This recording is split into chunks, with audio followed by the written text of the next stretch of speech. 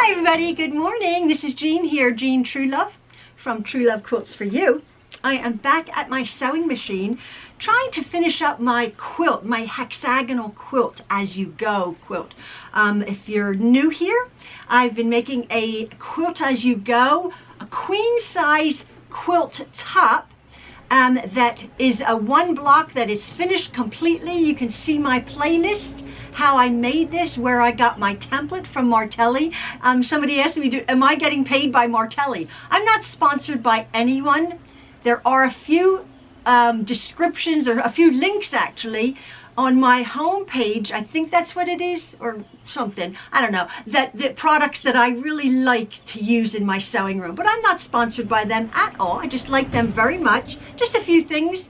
And anyway, I am working on my quilt, and one of my last videos I had asked for suggestions, and Maxwell had come in, our son had come in, because this is quilt as you go.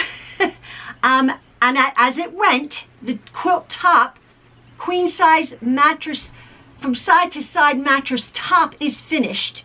It's quilted. I've cut off, as it were, the edges. I've made it a rectangle as opposed to lots of hexagonals hanging down. Quite a few people said, why didn't I leave it like that? I quite liked the fact, again, as you had seen from my last video, of having some kind of border, but I was in a quandary as to what kind of border.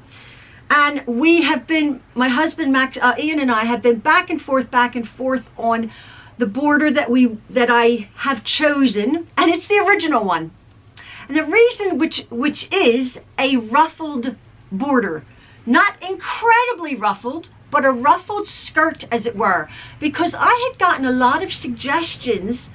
Some of them were just buying the quilt as it is, it was a little bit too small. It was just the top, no hangover. Some of it was, yes, quilt your border and put it on, which was Maxwell's idea, and I sort of came to that. My original and Ian's original was a ruffled border, but quite a few of you said, like the idea of finishing the quilt with maybe just a small border and then doing a bed skirt around the base of the bed. Well, our bed in the guest room has 4 large drawers, which we use quite a lot. It's sort of Ian's dressing room. He has a lot of his overflow clothes in there, all sorts of bits, and we really do need access to those drawers. So a bed skirt, he wasn't really quite on board with that.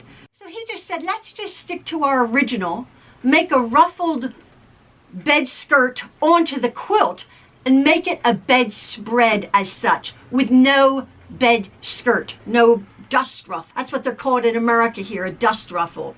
So that is what I'm doing. I did say to him, I'm gonna have to get some more material, because to make a ruffle, you need a lot of material. Around 3 sides of a queen size quilt, I needed quite a bit of material. So he said, well, just go and get some more material. So I ordered this material. Again, this is from Northcott Fabrics. Pretty border fabric. I quickly ordered it before it went out of print. I went to Missouri Star Quilt Company, and it's called Something Blue, 100% cotton, by Tina Higgins for Northcott Fabrics. And it's a beautiful, I've shown it to you before a dozen times, it's a beautiful double-sided selvage to selvage border print with the butterflies. The actual quilt top was made with the same fabric line using my 10-inch squares. I got some more material because I knew I would be needing fabric. It's turned out to be a little bit expensive because the fabric was expensive. I got an initial lot of 7 yards. I'm using every bit of that for the dust ruffle, or the ruffle around my bedspread.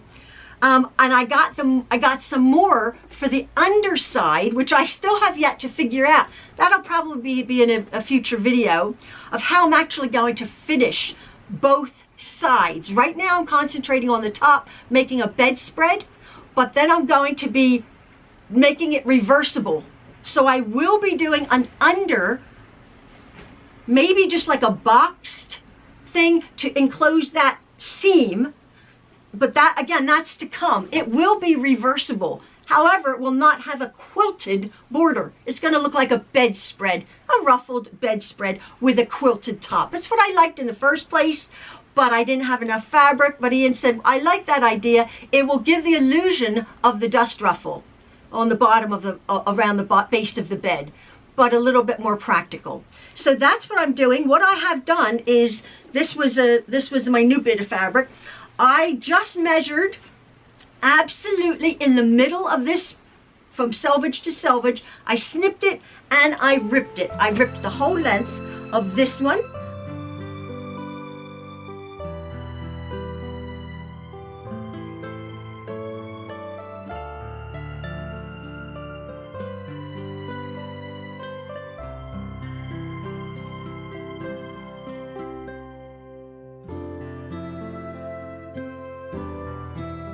So this is what I'm working with right now. This is the size of my bedspread ruffle. And right now I am on, I've already done one. I'll put a picture up of it, a little bit finished, just one side.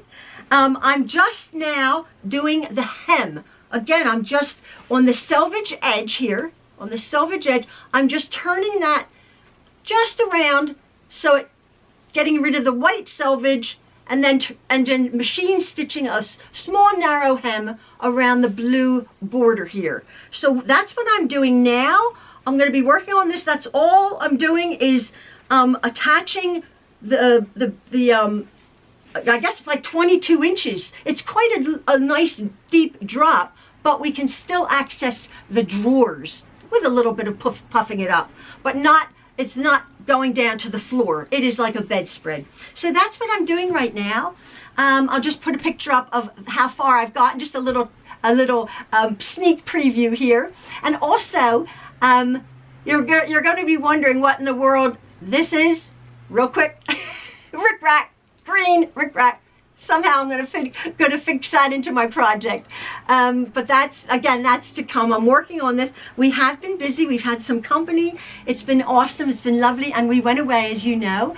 And I'm just going to put some pictures up. Maxwell and Malia, his sister, and our granddaughter, and quite a few others went to the Renaissance Fair. One of the last videos, Maxwell was not obsessing. He's autistic, as you know. Not obsessing, but like, are you going to help me with my costume? Are you going to help me with my costume? So we did that. We got a fake sword for him. He was a hunter. He went as a medieval hunter. And I just think his outfit and his look really turned out well. It really did. And it was so unbelievable. As you know, we have moved into an old home. And the gentleman that had lived here before, he just sort of packed his suitcase and left. left quite a few things in our basement. Well, since I'm like a collector slash hoarder, minus the dead cats, I love stuff, I love things, and since the year and almost a year and a half that we've lived in this home, I've gone shopping in our basement, in the shed, all sorts of places, up in the attic. It's been so much fun to see what he had left here. And he actually left, go figure, he left 3 bows, bow and arrows, no arrows, but 3 bows. So Ian didn't realize that. I had seen in my photographic memory them tucked away in a corner months and months ago. Didn't think anything of it. But Ian, the other day, when we were getting Maxwell's costume ready, he said, oh, wouldn't it be wonderful if I could try to make you a bow? Ding, ding, ding, ding, ding. All of a sudden, I'm like, oh, I think there's a bow downstairs. Not 1 bow, 3 bows. So we chose the one. It did need to be restrung, so Ian strung it for Maxwell because it's a weapon. They check you at the door, the Renaissance Fair. It was fine. He had no arrows. And the sword we got is foam rubber. It certainly does not look like foam rubber. He was really, really, really thrilled. And I think you'll know from the pictures that I'm going to put up that Maxwell looked like an awesome medieval hunter, and Malia went as a Renaissance with, I don't have a full outfit of her, but that's our daughter Malia. She looked so pretty she had a corset and all, and she just looked so pretty. And they really had a lovely time. It was really nice. So here's some pictures of Maxwell that I'm going to be putting up.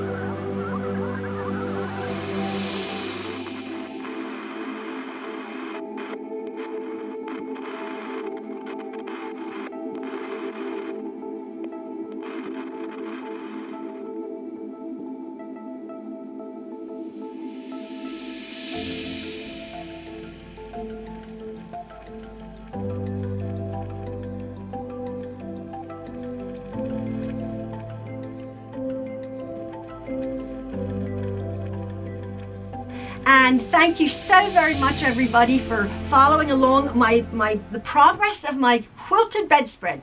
That's what I'm making, a quilted bedspread. So very much. Really appreciate all of your support and your comments. So it was a combination of all of them that I've gotten to where I've gotten with my quilt. Thanks, everybody. I hope you have a lovely day. See you later. Bye-bye. Love from the Trueloves.